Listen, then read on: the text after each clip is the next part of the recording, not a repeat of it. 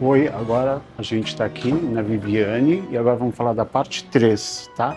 Então, quando você estava no Japão, que você sentia falta do Brasil e vice-versa? Quando eu tava lá, eu sentia muita falta da minha família. Porque quando você é novo, você tem que enfrentar as coisas, ainda mais quando você tá sozinho num país desconhecido. Era Trabalho desconhecido. novo, tá? Então, não tinha muito para onde correr, né? E na época que eu fui, não tinha essa facilidade de fazer uma videochamada, uma ligação, até mesmo uma ligação, né? Então, isso era uma coisa que me pegava. Mas assim, como eu fiquei 8 meses, foi uma coisa que eu tive que aprender a lidar, né?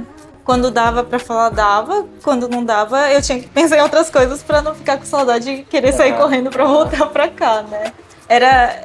Foi importante pra eu assimilar isso e me concentrar no trabalho, no que eu tava, tudo que eu estava vivendo lá, né?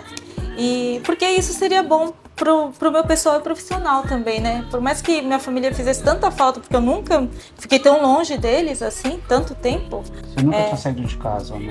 Não. Quando eu resolvi sair, foi parar do outro lado do mundo. Mas assim, foi uma boa experiência, mas a única coisa que pegou foi a saudade mesmo. E aqui, quando você está aqui no Brasil, que você sente falta de lá? Eu sinto muita saudade. Quando eu era jovem, a gente não tinha tantas responsabilidades e preocupações, então eu sinto muita falta das estações definidas do ano, sabe? Porque tinha a época da primavera, tinha o Hanami. Eu lembro claramente de quando, na casinha onde eu morava, tinha um córrego, mas a água, eu ficava impressionada com a natureza de lá, né? O córrego tinha água translúcida, assim, você via os peixes nadando ali dentro, né?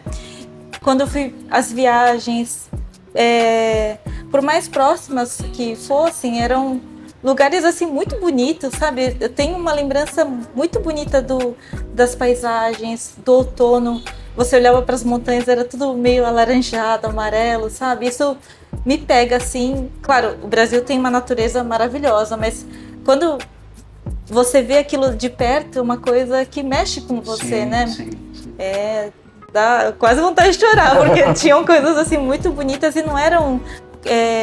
era natureza, né? A segurança que você tinha lá, a tranquilidade que passava, né? Porque eu morava no interior, né? Em Fukui. Então, eu sinto um pouco falta dessa paz, né?